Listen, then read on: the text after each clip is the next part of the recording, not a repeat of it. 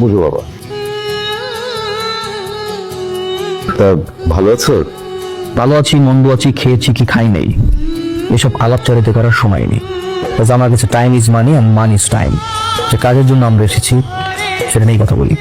হ্যাঁ ঠিক আছে। আপনার মেয়ে অথচ আমাকে ভালোবাসে, আমাকে বিয়েও করতে চায়। সো নেক্সট ডিল ইজ আনটিপল and fix the match day. হ্যাঁ ঠিক আছে। সোনার উপর আংটি দিয়ে এঙ্গেজমেন্ট করবো আমি। আমি আমাদের বিয়ের জন্য দুবাই থেকে স্পেশালি প্লাটিনামের রিং অর্ডার করে এনেছি।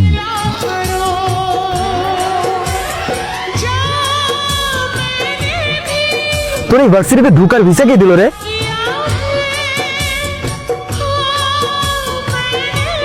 বুঝতে ছেলে অত সে বন্ধু হয় কি করে?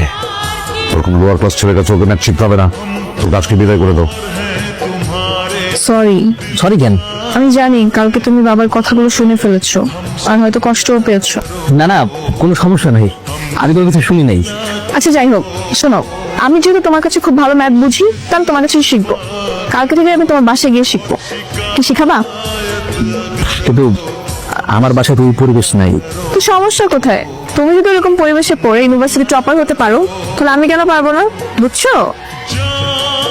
আচ্ছা ঠিক আছে। বাবা, আমাকে একটু চা দেন। ঠিক আছে, দিচ্ছি। কি করতেছেন এইসব?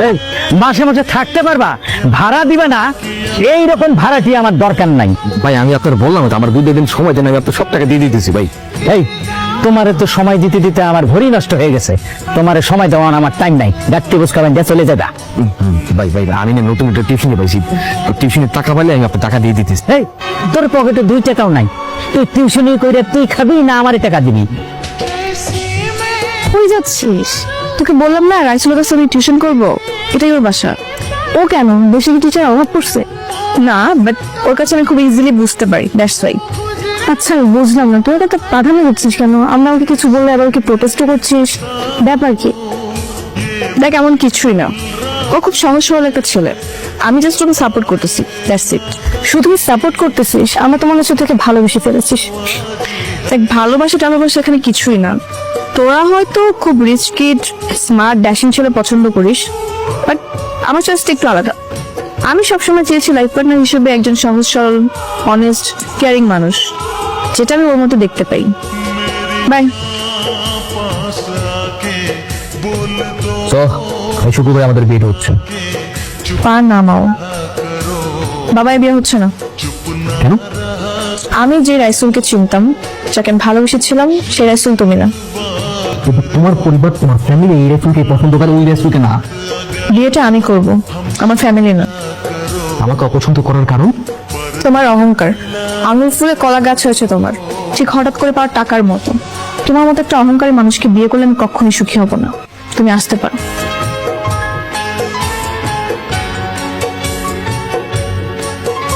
বারবার ফোন দিচ্ছ কেন? কালকে আমার সাথে একটু দেখা করতে পারবা, শেষবারের মতো? ঠিক আছে।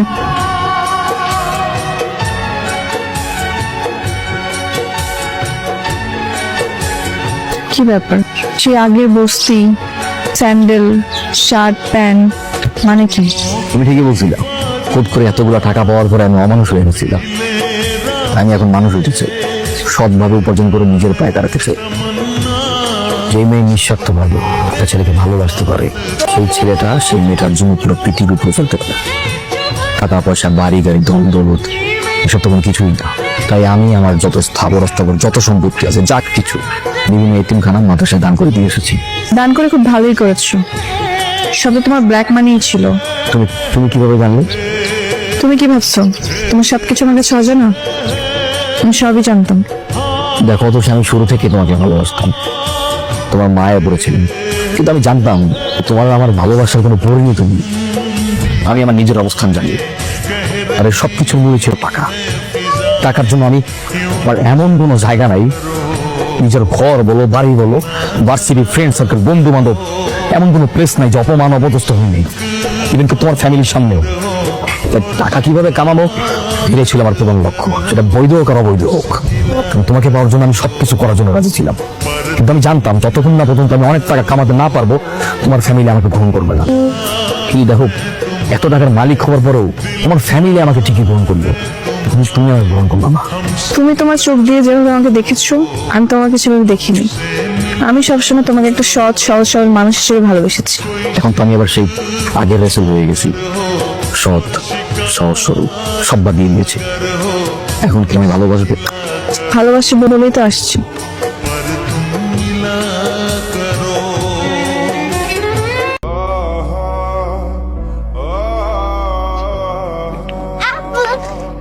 কেমন আছো মা?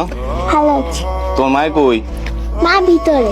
আচ্ছা মা আপু আসছে। বাজান কে পড়ছত? ও মা আয় পড়ছি। আই পাজি তুই আমার পুরো ডাউনের লগে লগে গলা জবড়া ধরছত কেন? স্যার স্যার কইতেছি। তুমি পারি, আমি আমার আব্বুকে ছাড়বো না। ওয়াল্লা দেখছুত বাজান দেখছুত? হ্যাঁ এই পিসি আমারে কি কয়? দেখা পড়া শিক্ষা ময় মুরবির লগে বিয়াদবি করে। এগুলি কেডাই শিখাইছে জানোস? ওর মা এডি শিখাইছে। কি হইছে? তুমি এমনি শুয়ে আছো কেন? আপনি যে সন্তানের লেগে এত তাড়াতাড়ি কাশি আইসেন, সন্তান তো আর এই পৃথিবীতে নাই। তুই আইতে নাইতে এই নাটক সিনেমা শুরু করা তোর কাছে আমারে খারাপ বানাই লাইতেছে। আয় বাজান তুই আমার লগই করে আয়, আমি তোরে সব কইলা কইতেছি। আয় দেখছো তুই মেলে থাকিস না। আয় আচ্ছা আম্মু, দাদু তোমার সঙ্গে সবসময় এরকম করে কেন? দাদি মরবি না এরকম করে বলে না। আপা শুনছি তোমার শাশুড়ি তোমার সাথে সামানের মতো ব্যবহার করে। এই দুলাভাই এগুলা শুনে না? দুলাভাই কিছু বলে না? এ হইতেছে যে অতিরিক্ত মা ভক্ত ছেলে, আর মা তারে যা বলে সত্যি বললো না মিথ্যা বললো কোনো যাচাই বাছাই করে না, সব দোষ আমার উপরে দিয়া দেয়। শোনো, আমি এখন থেকে তোমার যা যা কমু তুমি এখন থেকে তাই তাই করবা। এখন থেকে খেলাটা একটু অন্যভাবে খেলতে হইব। শোনো আমি তোমার কি কই, ওষুধ আনছে? না নিনি, তুমি আমার ঝামেলায় একটু ব্যস্ত হয়ে গেছিলাম। আপনার মায়ের কারণে 4 দিন আগে আমার পেটের সন্তানটা নষ্ট হয়ে গেছে। আমি এখন পর্যন্ত সুস্থ হয়ে উঠতে পারি নাই। সুস্থ অবস্থায় আপনারা কইলাম আমার লেগে কয়টা ওষুধ আইন দেন, আপনি হেই না বইলা যান। বলার নামায় কথা কও, কান্না কার বাচ্চা হেরি কোনো ঠিক ঠিকানা নাই। বললাম ডাক্তার দেখাইতে, এইটারও তো নিজের পেটের বাচ্চা নিজে মারছে, আবার দোষ দাও আমার মায়ের না। কি পাইছো তুমি? আমি গলা নামেন, সবার গলা থাকতে পারবো, আমার গলা থাকতে পারবো না। এই পাষাণের বাচ্চা, তোর কি মনে হয় আল্লাহ হাত তোরে দিছে আমারে দেয় নাই? তুই পুরুষ না কাপুরুষ রে, নাকি হিজড়া? তুই হুশ থাকে না, মনে থাকে না কোনো কিছু? আমার চরিত্র নিয়ে কথা কস্তরে এত বড় সাহস? নাকি তুই তোর মায়ের মতো পাষাণ? এটা তুমি কি করলা? কি করছি মানে, এতদিন সহ্য করছি, এখন থেকে আর সহ্য করবো না। বাইরে তুই আমার সামনে থেকে, বাইরে আমার সামনে থেকে, বাইরে। ও রুহুল, রুহুল ও বাজান, বাজান ও রুহুল। মেরু, কি রে বাজান, তুই এখানে ঘুমাইছিস কে? তুই কি ঘরে ঘুমাস নাই? না মানে মা, নিরুরে মনে চিনবুকে করছে। কালকে রাইতে নিরু হঠাৎ করে শীতে গেছে, শীতে যায় আমার গালে হাত। আমি নিরুর এসে আর এর আগে কখনো দিইনি মা। এগুলি তোর বইনের কাজ সাজি। ওর কত বড় সাহস, আমার বাড়িতে এসে আমার পোলার গায়ে হাত দেয়, আমার পুতের বুক কান ভারী করে কুবুতি দেয়। খারা আজকাল বইনের একদিন কি আমার একদিন।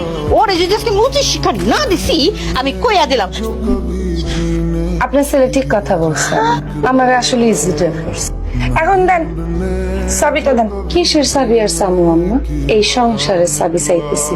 কত বড় সাহস, দেন চাবিটা দেন। তোর কত বড় সাহস, হ্যাঁ? তুই আমার সংসারে চাবি নিতে চাস?